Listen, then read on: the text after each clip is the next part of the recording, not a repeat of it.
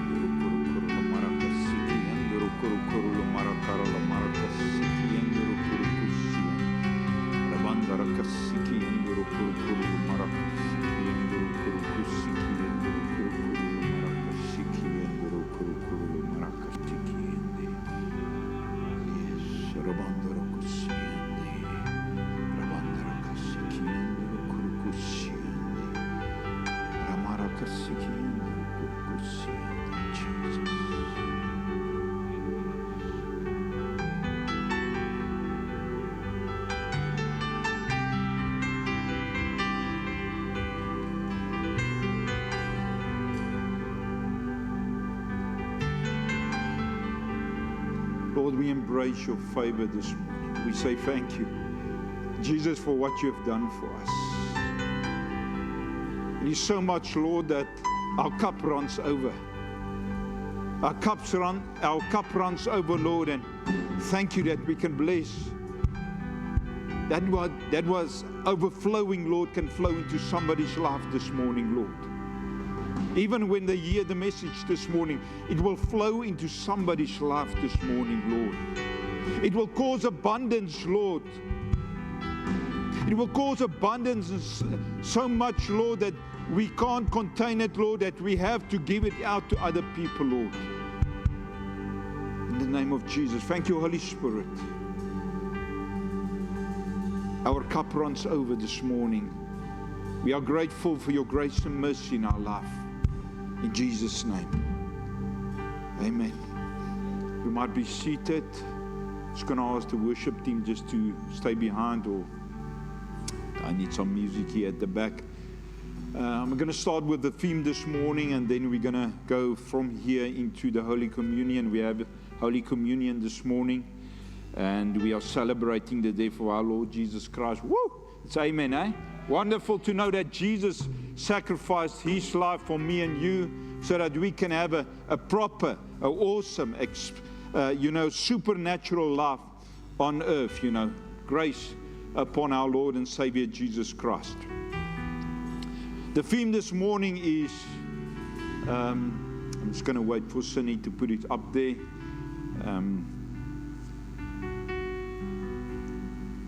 We'll be reading from a book of Matthew 6. Matthew 6. This morning, verse 1 to 5, and then verse 16 and 18. God, I'm sending your word that it will glorify you. God, I'm sending your word this morning into the atmosphere, into people's hearts, that it will glorify you. That's the theme this morning. Our motive, what is to glorify God. Amen. I want to speak about motives quickly before we go to the table, and then we will go as the Spirit leads us this morning. So in other words, God, I'm sending your word this morning that it will glorify you, that it will glorify you. In such a way, receiving it will transform your life. That you will be glorifying God for what he is doing in your life, because the word of God has that ability, explosive ability, to transform us into whom he created us to be. Matthew 6 this morning, I'm going to read from verse 1 to 5. Then I'm going to switch over to verse 16 and 17. Quickly, briefly, before we get to the table and we sort out the motives of our heart this morning.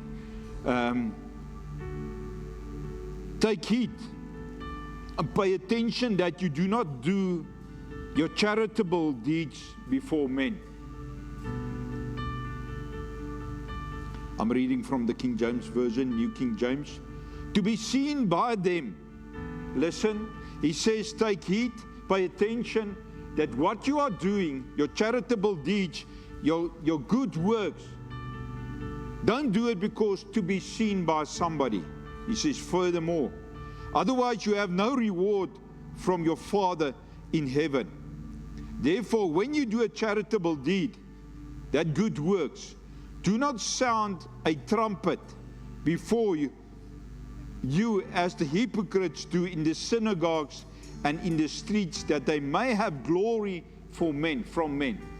The second thing, don't do it to be seen. The second thing, don't do it to get glory from what you are doing, or what you are doing.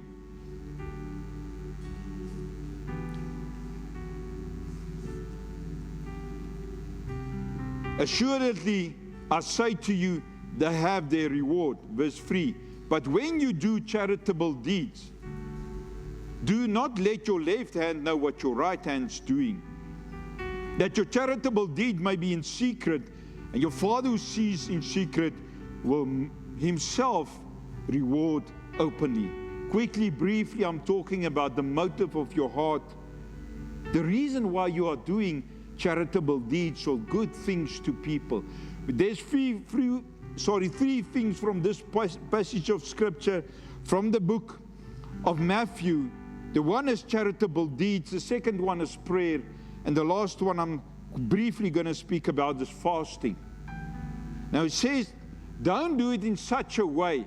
Don't announce, hey, I'm giving away 2 cars today.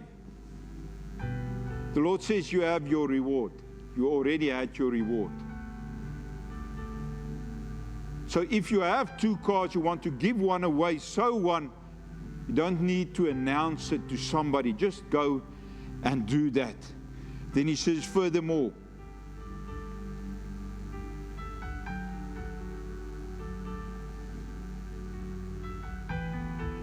verse 5.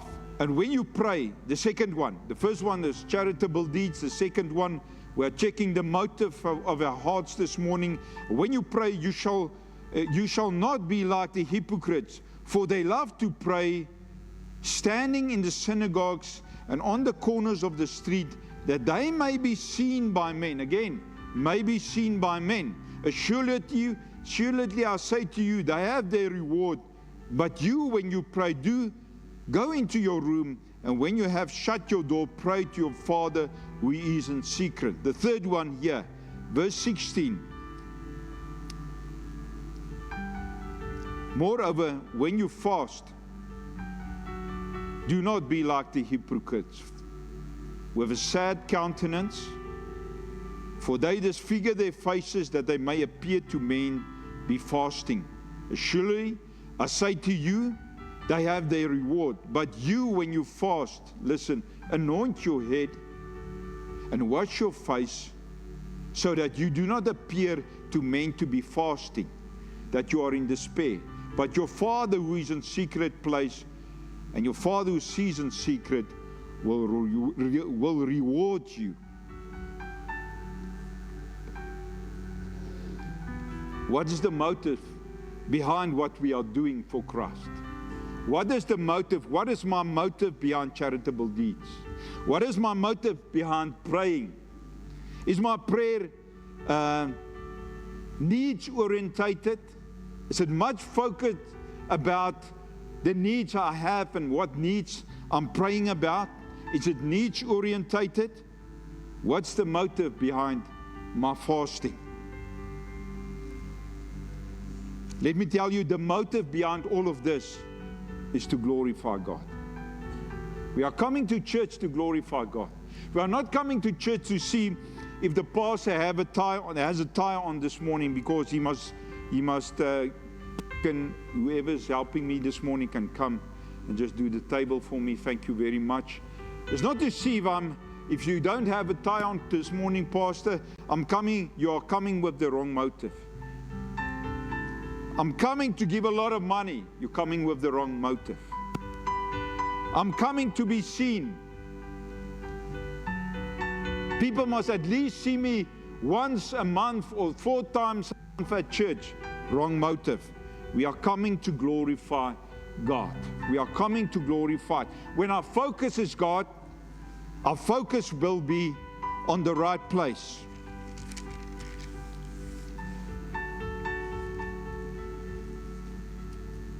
Let me just share before we do the Holy Communion, as the brethren are busy there this morning, I'm going to read from 1 Corinthians chapter 11. Thank you.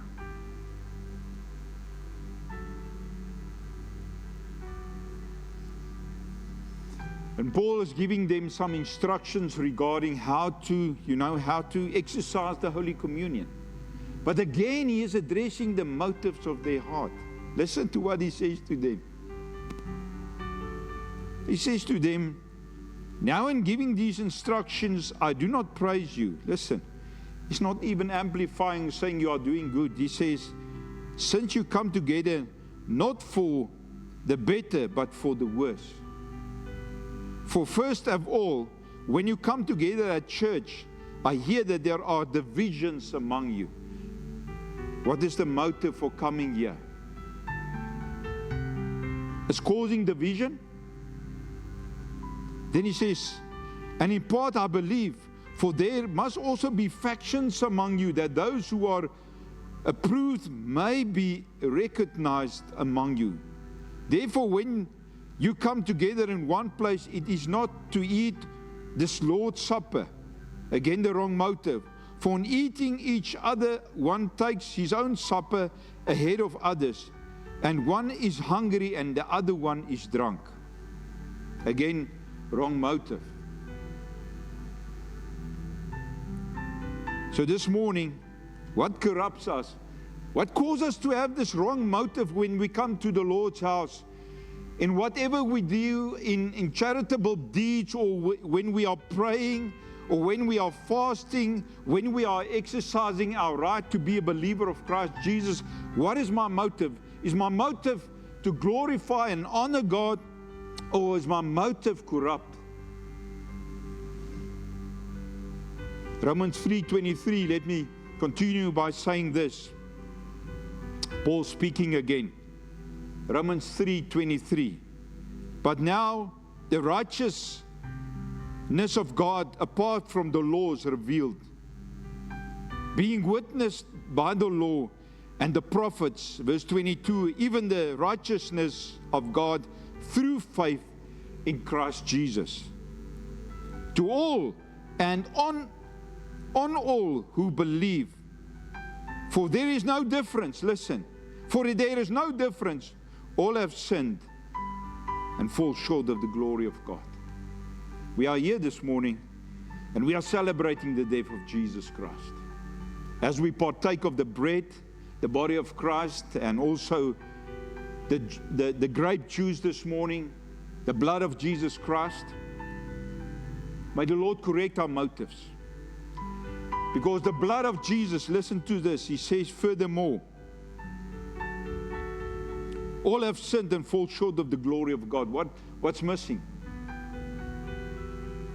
Sin and the glory of God is not hand in hand. It's not companions. But the blood of Jesus Christ came to rectify what was wrong in the human race, to bring back the glory of God in you and my life. When we have received Christ, we are born again. The glory has been restored in your life. Do you realize that? The glory has been restored in your life. Through the power of the Holy Spirit.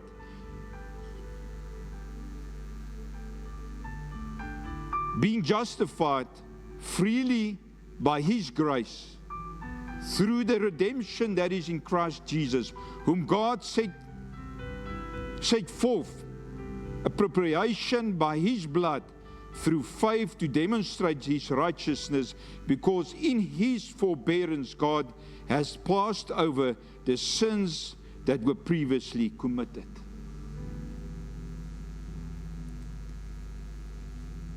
We read from the book of 1 Corinthians chapter 11. This is not the table of this church, but of the Lord Jesus Christ. I'm going to read from the book of 1 Corinthians chapter 11. From verse 23, it says, for I received from the Lord that which I also delivered to you this morning, that the Lord Jesus, on the same night in which He was betrayed, took bread, and when He had given thanks, He was betrayed, and when He had given thanks, He broke and said, take, eat, this is my body.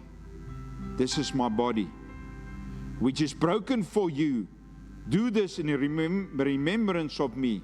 In the same manner, He also took the cup after saying, this cup is the new covenant in my blood. This do as often as you drink it in remembrance of me.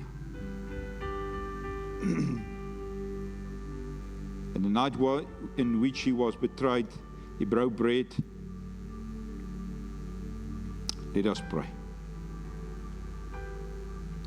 Father, thank you that, Holy Spirit, that your grace is upon this broken bread, on the body of Jesus Christ, in the blood of Jesus Christ this morning. And as we partake, Lord, thank you that we also realize this morning this, and the Spirit will bring us greater understanding of the glory of God in our life. Thank you for the blood that restored your glory, your grace in our life. All have sinned and fall short of the glory of God.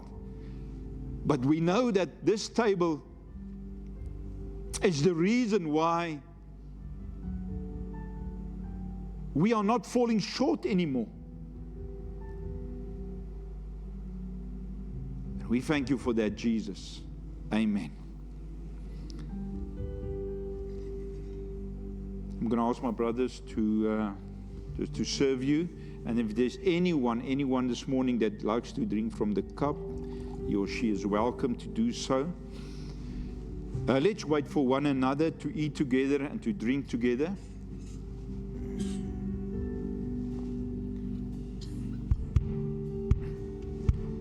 Anyone for the cup, just put your hand up if you need to drink from the cup this morning. Let's wait for one another.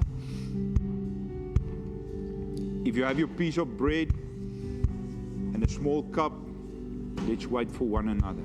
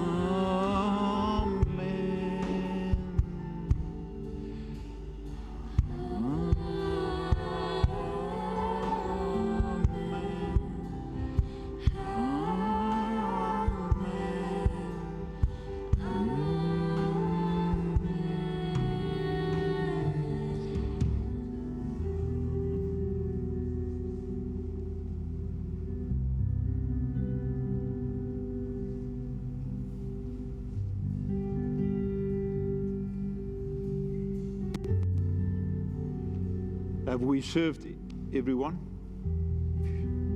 If we skipped you, just put up your hand. Thanks. I think we should say thank you to Jesus for his restorative work, by restoring God's glory in our life through the Holy Spirit. Let us eat together and celebrate the restorative work of the Holy Spirit in your life. In Jesus' name. Let's eat together. Let's drink together, enjoy what the Lord is presenting to you this morning through the Holy Spirit. Celebrate it this morning. Thank you, Jesus, for healing broken relationships, Lord. Healing physical pain this morning, Lord.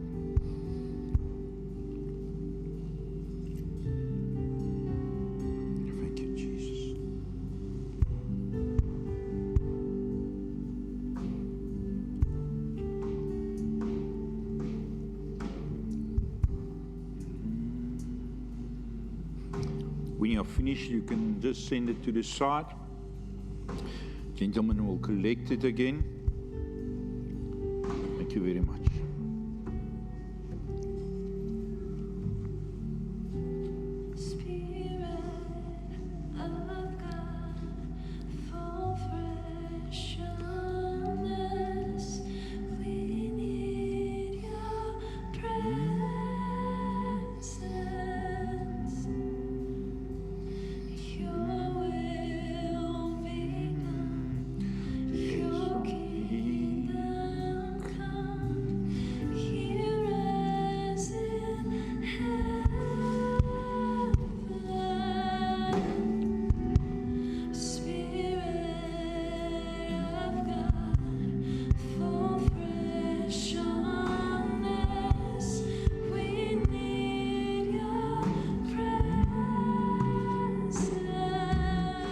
Yes, Lord, we need your presence.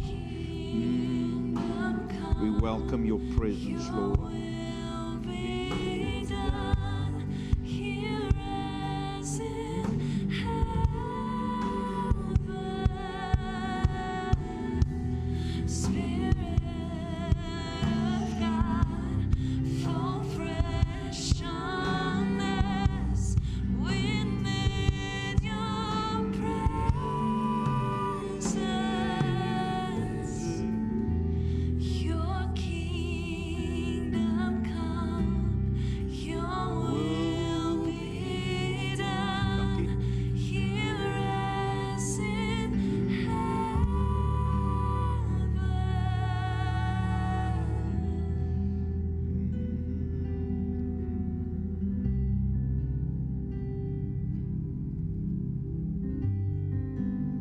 Can we stand together?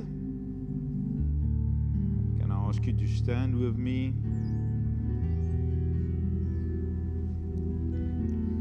It will be nice if you have the words of that song, Cindy, on. I'm not sure if you have them, but I'm going to give you time to see if you can organize something there. I'm just going to go to this.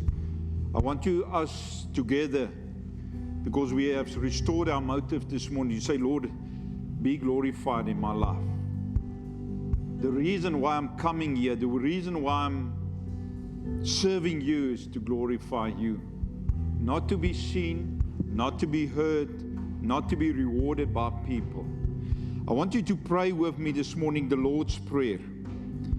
I want you again, you know me, I want you to draw a circle around you. I want you to draw a circle around you. You know how to do it, no? Draw a circle around you. Some people need a bigger one, some a smaller one. And I want you to pray for whatever's in that circle this morning. And we're going to pray this. Pray this from your heart. We have restored motive this morning. We know the blood of Jesus has restored our motive. So from our heart, let's pray this. And I'm going to lead you. I'm going to pray the Lord's Prayer. Pray with me. Our Father in heaven, hallowed be your name.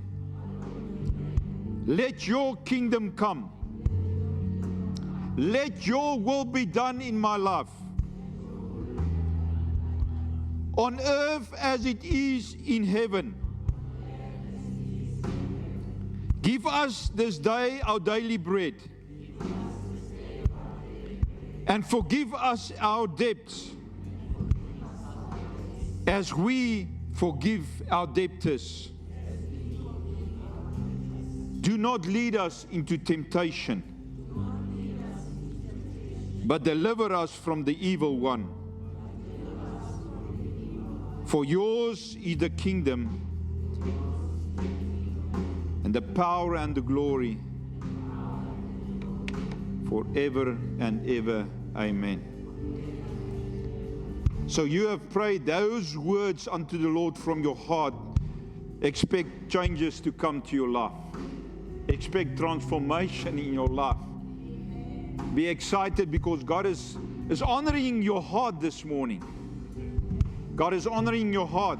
I hope you were all there, boots and all, into that prayer, because He's going to change you. And if you are not, you go home, you do it again. You say, Lord, I'm boots and all into this. Change me to the person you have called me to be. Amen. Amen. Amen.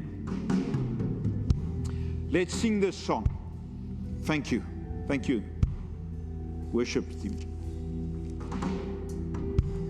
Spirit of God, fall afresh on us. We need your presence.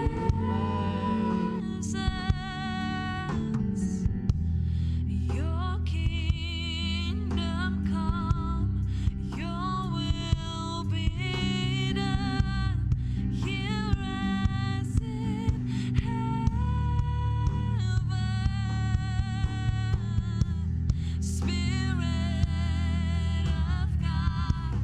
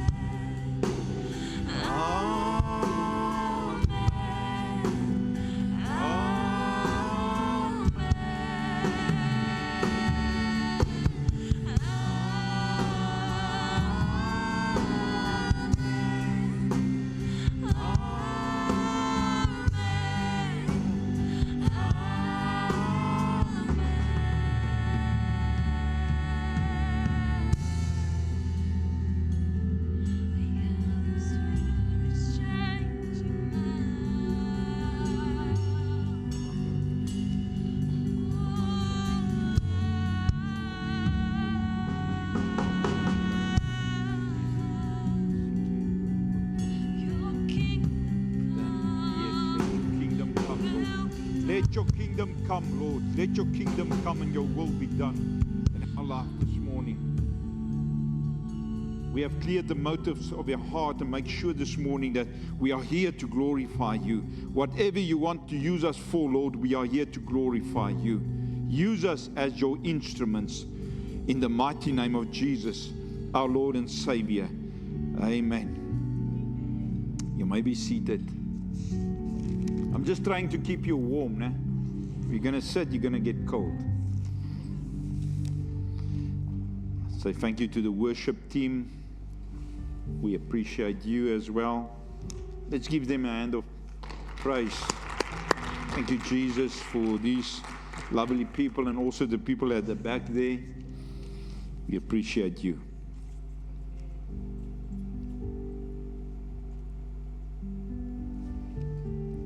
You know, the devil is hard at work trying to sift your faith.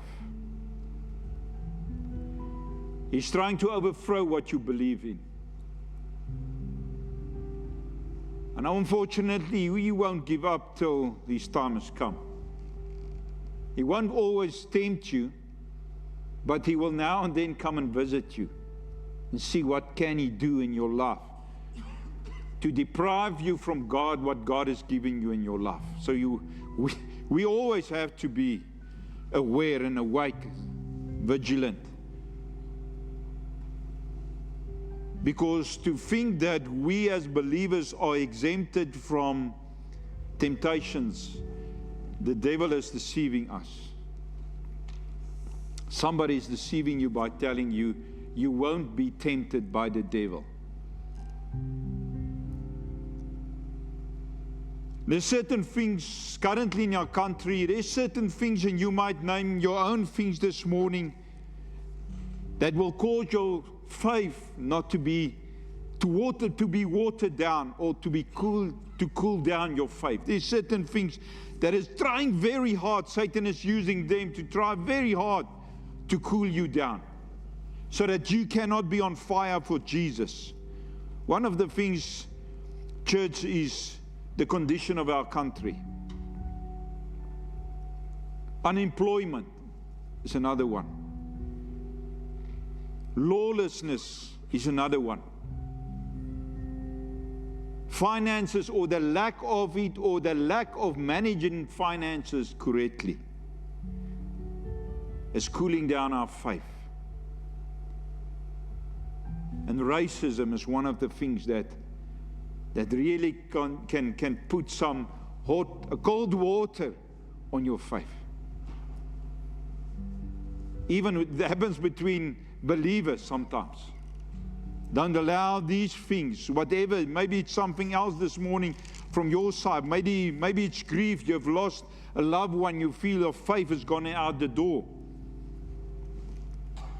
But I'm telling you this morning, the creation eagerly have this expectation of the children of God to be revealed. I'm encouraging you this morning not to allow those things I've mentioned to cool down your love for Jesus Christ. But the creation is calling out even this morning for the revelation of Jesus Christ in your life.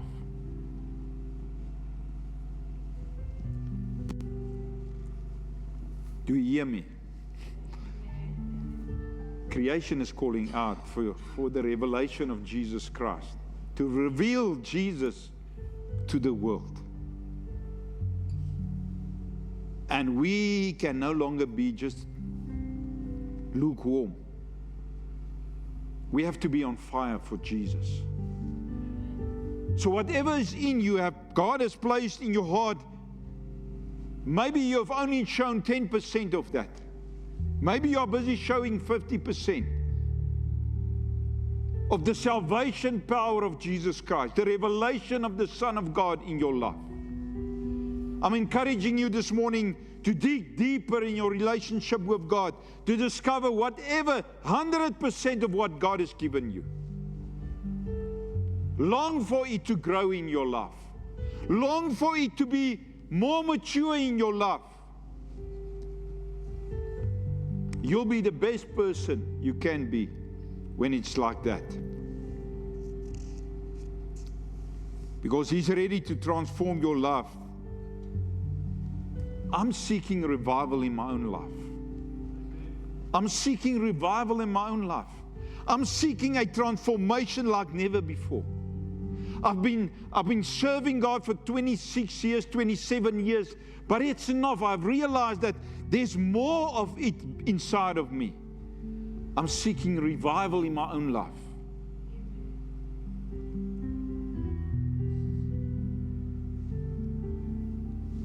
We cannot transform a world if we only show a part of what God has called you to be. He's called to be what? Christ-like.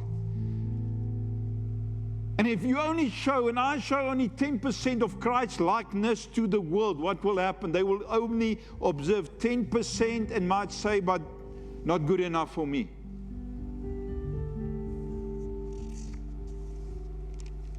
We are living in a time and season where there's pressure upon us not to cool down, but to be on fire for Jesus. To be on fire for Jesus. I can't light your fire. I can try, I can transfer what is in me also, but you have to keep the fire burning. At a time like this, we cannot listen to the voice of an inferior spirit. God has called you to be a somebody, and you cannot allow the voice of the inferior spirit to pull you down. How can somebody say you don't belong? If God has called you to be here, that He has authorized your presence in your community, in your workplace. I've seen so often, even myself, I made that mistake when I was saved. I said to the Lord, I don't want to be here anymore. I don't want to be in this department or unit or what anymore. Because suddenly I realized that I'm saved and there's other people not saved. And then I wanted to excuse myself from that environment. And that's what we do sometimes, believers? Church, that's what we do. When we are saved, we want to run away from our calling. And sometimes we say it's too hard at the work. Please, I pray, Lord, transfer me to another section. Lord, this community of mine, it's lawless. I need to be somewhere else. I want to buy a new house, or I want to stay in another room somewhere else. You might be the only light that is shining there. I can just suggest go on your knees and ask God what you should do in your environment, where you are. We cannot listen to the voice of the inferior spirit. I'm talking about John 10:10. It says the thief comes to steal, kill, and destroy. That's the inferior spirit. And that's working in men and women in this country. We should listen to the voice of the spirit of love and in abundance. We should obey that. Are you with me? You're awfully quiet this morning. God needs you to burn for Him like never before. While the country is calling out death and destruction, God is calling you to be that fire that will change your community, that will change your workplace, that will change a country.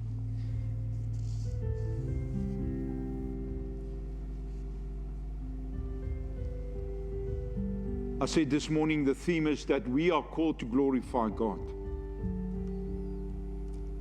Matthew 4. Let's go to Matthew 4. Please bring your Bible with notebook and something to write with. Spirit is speaking to you where you are in your life. He's fitting that piece of puzzle in your life. Don't miss it. Don't miss it. Don't think you can remember everything that's said from the pulpit this morning. You can't. You have to revisit the sermon.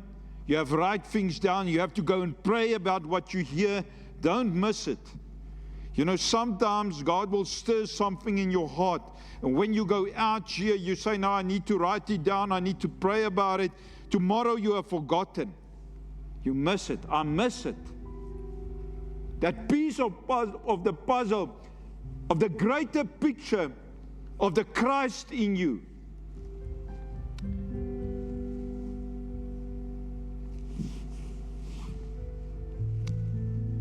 Matthew 4.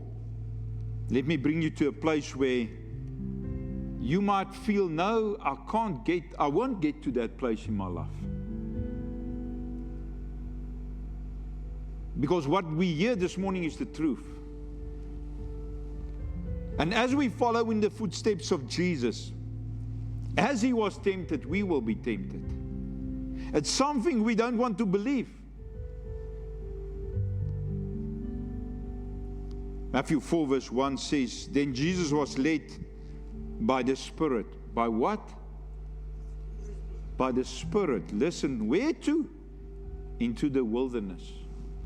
What was the purpose? To be tempted. Ish, I know.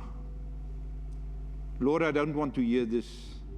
I don't want to hear about temptations coming my way. Even worse, in the wilderness. We won't be excused from temptations, and we won't even be excused from being in the wilderness when tempted. We follow in the footsteps of Jesus.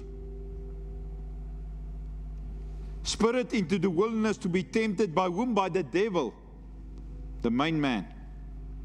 And when he had fasted 40 days and 40 nights, he was even not eating.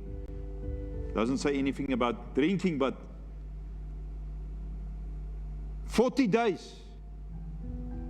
I spoke to you this morning about charitable deeds, important thing of the Christian character, fasting and praying. He was fasting. He was what? Modeling what? Fasting. I don't say get into a fast of 40 days. Start slow. Start by fasting 1 day or 24 hours or 12 days.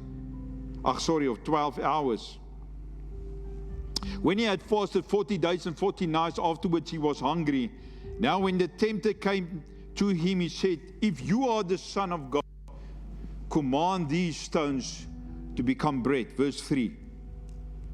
Verse 3.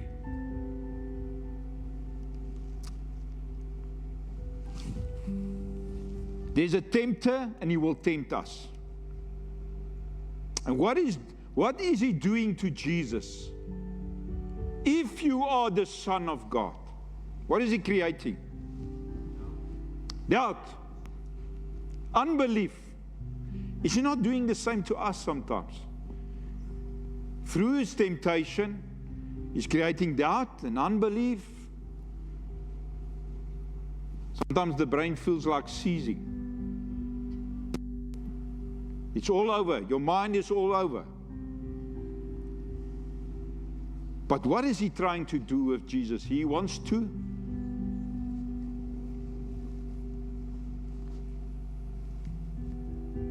he says, if you are the Son of God.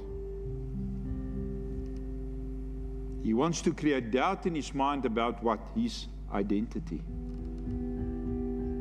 Remember, Jesus was the Son of God. That's his identity. That's the same thing sometimes. You stop believing even sometimes when you are tempted that you are the child of God.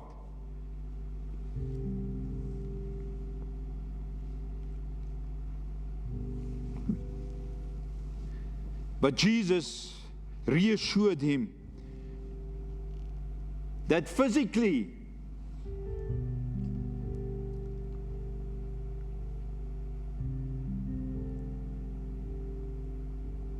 he can go without food forever.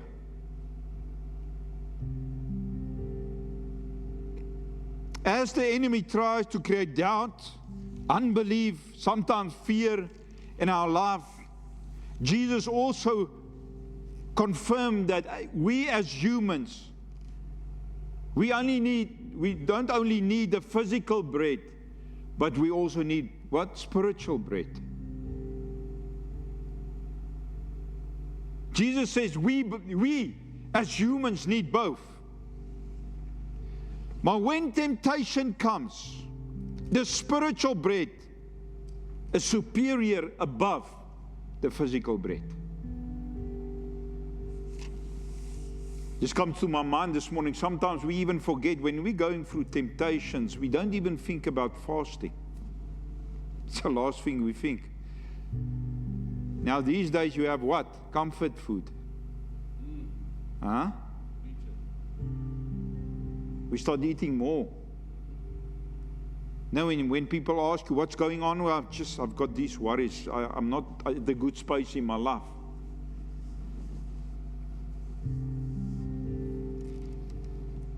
I want to encourage you. I think the Holy Spirit is speaking to us when you are tempted. You can even fast this telephone. Can you fast this telephone? Can we fast this telephone for 24 hours?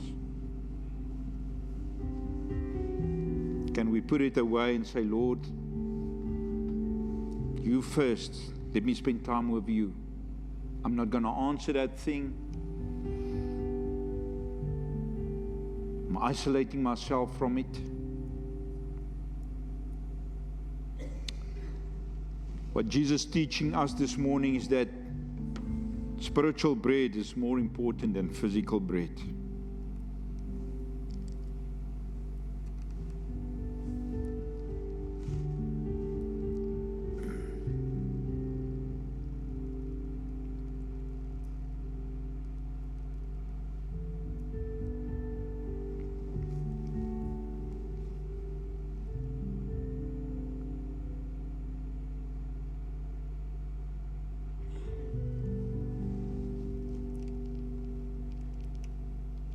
The question is, do we hear the voice of the Holy Spirit?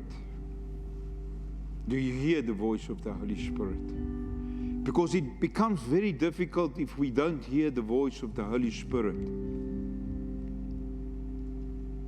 God's voice should be audible. You should be able to hear the voice inside here or here. Because when the tempter comes to tempt us, we should answer him the way Jesus answered him. Jesus is answering from what? From his position of identity, knowing who he is.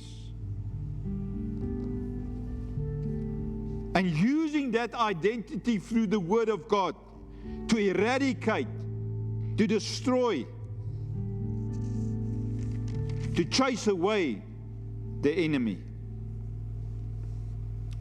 Let's look at verse 5, 6, and 7, because there's three temptations coming his way. Verse 5, 6, and 7. Then the devil took him up into the holy city, set him on the pinnacle of the temple, and said to him, if you are the Son of God, again attacking his identity. If you are the Son of God, throw yourself down, for it is written. Listen, different angle. He's now using the Word of God against Jesus. And sometimes happens to us as well. The enemy will use the Word of God against you to create what? Doubt, unbelief, fear.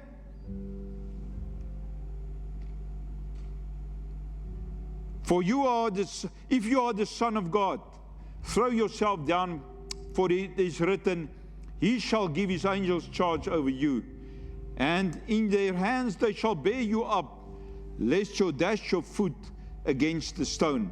And Jesus said to him, he replied, because we need sometimes to speak up against him.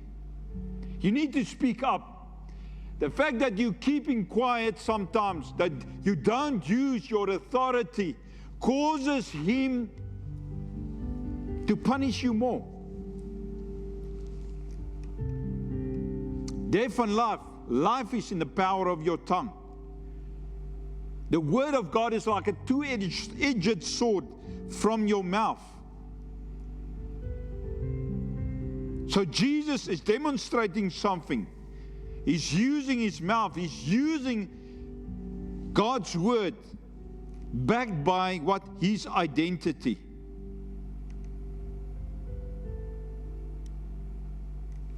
Again, he's trying to dismantle the identity of Jesus, and that's what he will do in your life. As soon as you don't know who you are, you're sort of in trouble. You call a friend to pray with you. But you call somebody to pray with you or to support you. Because the enemy wants to isolate you. That is when you call somebody and they say, no, I don't want to talk to you now. I don't have time for you. Oh, I'm very busy. While they are busy actually going through a very hard time.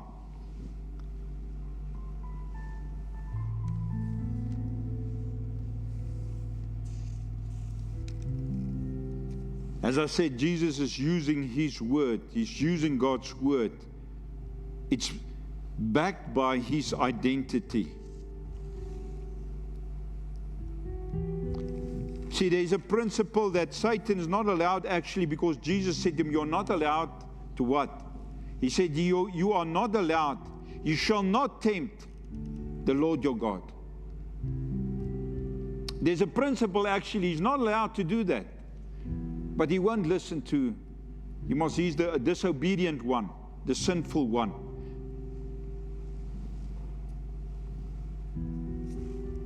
The last temptation.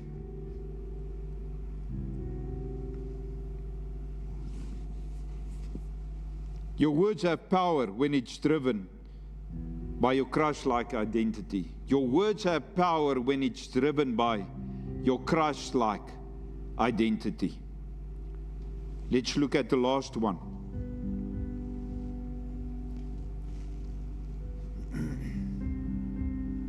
Verse 8. Again, the devil took him up on an exceedingly high mountain and showed him all the kingdoms of the world and their glory. And he said to him, all these things I will give you if you fall down and worship me. And Jesus said to him, away with you, Satan, for it is written, you shall worship the Lord your God, and him only you shall serve. Then the devil left him, and behold, angels came and ministered to him.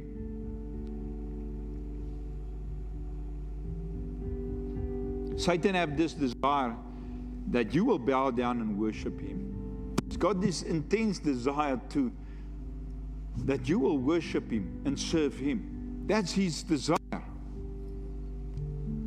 To worship and to serve him, to bow before him, to worship and to serve him.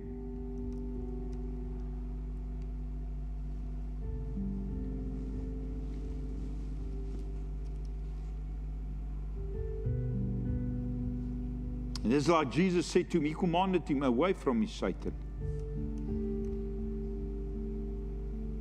And he answers him through the word, you shall worship the Lord your God, and with him, and you shall serve him.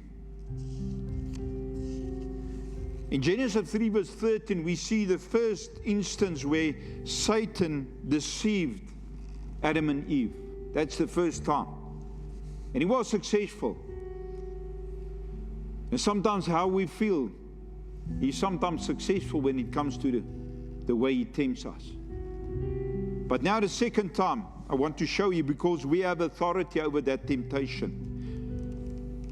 He tempted Adam and Eve, and he deceived them, but also creating doubt in their minds, in their hearts, unbelief on what God said. If there is something you can believe without doubt, that's the word of God in your situation. Without doubt, you can believe God's word in your situation. The second time, now in Matthew 4, he was not able to deceive Jesus because Jesus was functioning in his authority and his identity.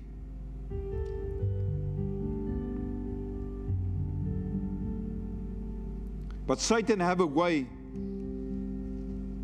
He's using some bait. Because he wants you and I to worship and adore him. And he's using what? Let's read. Verse 9. And he said to him, all these things I will give you if you will fall down and worship me. All these things I will give you. What things? Things of the kingdom of darkness. He is the author, and he is also the father of the kingdom of darkness. So he can only offer you what is out of the basket of darkness. So remember that. Even while it will look very, very enticing and wonderful to your eyes, and the way it sounds, it's too good to be true. He can only give you what he has stored up in the dark places. What the world has to offer you will deprive you or rob you of what God has to offer. Satan can only give you what contradicts the kingdom of light. The meaning of that concept there, fall down and worship, means actually it's when a dog comes and licks you, when you put your hand out and he licks you and he sees you as his master. And that's the only thing he will do, and that's the way he sees us. Like a dog approaching him, licking him, adoring him. Mark 4 verse 19. I want to conclude with Mark 4 verse 19. Let me show you what he will give you. Mark 4 verse 19. The parable of the seed and the sower. Verse 19 says, in the cares of this world, that's what he's going to give you, the cares of this world, the deceitfulness of riches, and the desires for other things entering other things. These things will choke the word of God and make you unfruitful.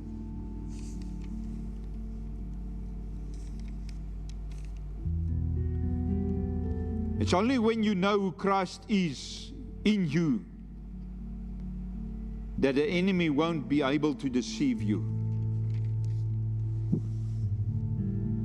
I said this morning that I'm sending his word so it will be able to transform and transfigure you into the person he has called you to be.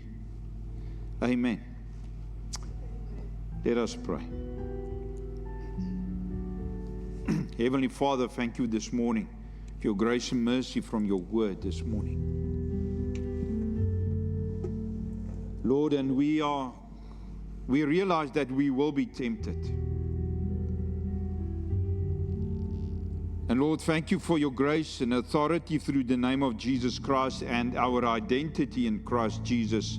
Unwavering Holy Spirit, guiding us through times of temptation. That we will not listen to an inferior voice, but we will listen to your loving voice to guide us where to go, Lord. In the mighty name of Jesus, Lord. We thank you. Amen.